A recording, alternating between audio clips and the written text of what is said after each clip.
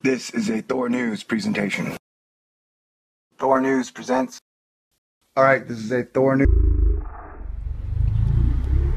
Alright, I'm giving this report as I sit in traffic. Yeah, you hear me. Every once in a while, I like to listen to right-wing radio. I like to be fair and balanced. And because there is no left-wing radio, you know, I don't listen to that. But every once in a while I do listen to the Republican radio. You know, and usually they go on and on about the normal crap like food stamps, protecting marriage. Anyway, I think both parties are totally stupid. Or total swindlers, where they swindle us out of our money. Anywho, today on all the channels, from all the hosts, the topic numero uno was climate change, global warming.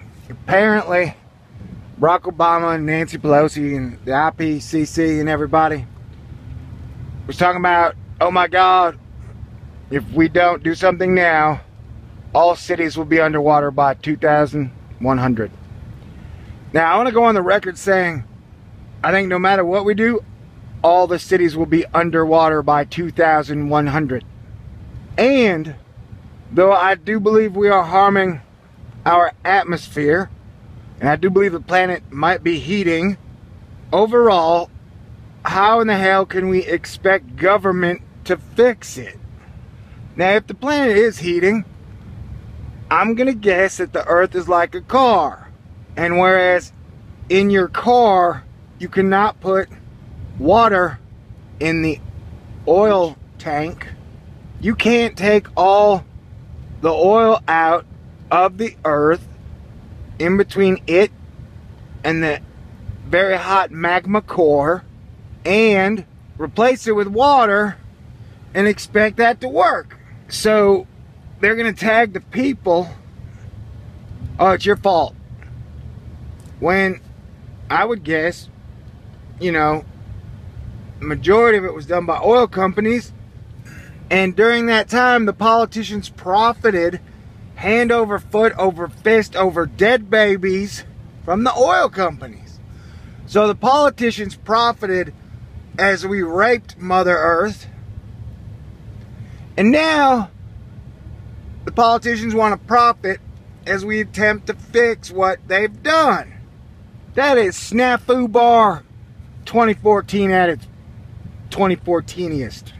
And I want to point one thing out right now for this video, because this subject is not going away. But the main thing I would like to discuss, I know you're busy, and I know that economics hurts your brain. So let me tell you, in 2008, the entire economy almost totally collapsed in on itself across the globe. You had to have George W. Bush go on TV and beg the American people not to hate him, because he was going to have to give a blank check to Wall Street to save the free markets. Now wrap your mind around that for a second, alright? So in 2008, when the banks almost destroyed the global economy through all their wonderful financial instruments, Washington got in the exact same, we gotta fix this now or it'll come back and destroy us in the future. Right? This is all history. You can look it up.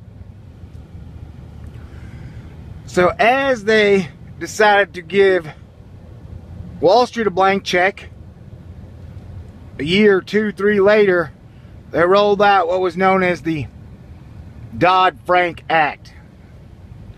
Now, Chris Dodd, who's knee-deep in corruption, and then Barney Frank, who's so corrupt he dated a Freddie Mae Fannie Mac executive the entire time, sponsored this bill. It is now 3 or 4 years later,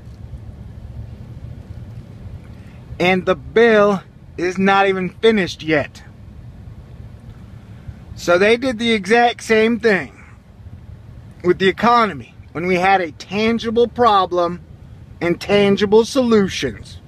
Bring back Glass-Steagall, which separates investment banks from savings and loan banks. It was lifted in 1999 thanks to Phil Gramm and Bill Clinton. And then within 9 years, the whole freaking economy collapsed.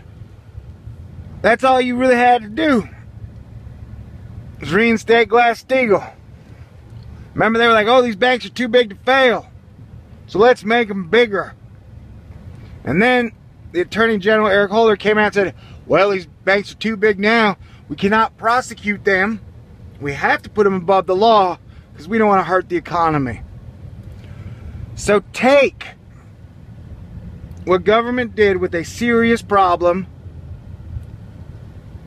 that almost destroyed the world economy in 2008. And look what they did. Nothing. They made it all worse. They pretty much annihilated capitalism. They have pumped $5.5 trillion into the stock market since 2008. And they're still doing it. So I want you, Bill Plate, or Amy Mainzer, or any scientist out there, I want you to explain to me how the same government who faced off with the 2008 financial crisis and 6 years later made it 10 times worse, and their entire solution was just throw money at it, not send a single banker to jail. How can these people fix climate change? And I'm not saying don't fight for what you believe in, but don't tell me that government is going to fix it. Don't tell me that government is the solution. Government can't even stop war. How do you think they can stop the climate from changing? And even if it panned out, the oil companies are going to donate billions in lobbying. The gas companies are going to donate billions in lobbying. Electricity companies, the coal companies, like everybody will donate billions. So guess who will end up paying the tab? Yeah, that's right, as usual, the middle class, who is already overtaxed, overburdened. Middle class is now supporting the upper class and the lower class. I mean, some might say the whole mission is just to break the middle class. So I'm not arguing against climate change. I'm not arguing for climate change. What I'm saying is if you look at all the data, government can't fix this. Government can't fix itself. They keep talking about they want to fix the budget, fix the deficit, fix the debt. Look how great they've done with that, Phil. So I want you to tell me, because you mentioned in your article today, just remember this when you vote in November. See, once again, you didn't give any solutions except for voting. Yes, only politicians can fix that, is the thing that I keep hearing from people who are big on climate change. And that makes you crazy or worse. Alright? I don't like the subject. I don't like the subject at all. I don't feel safe talking about this subject. Because I don't know if you know this. Freedom of expression ain't free anymore. Why do you think we got a 30,000 drone army? Why do you think the Supreme Court has been stripping us of major rights and giving corporations more rights than any human could ever imagine? Remember, corporations are people, right? Yep. Corporations can donate unlimited amounts of money to PACs, right? Yep. That limiting the amount of money that can go into lobbying or political campaigns would be infringing upon freedom. We are well past 1984 and Orwell. We are in 2014, and Skynet has stuck its dick in everybody's brain. and everybody's crazy. So please,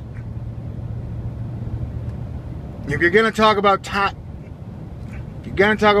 change, do not tell me government will fix it. Thank you. God bless everybody. It's up to us, the people.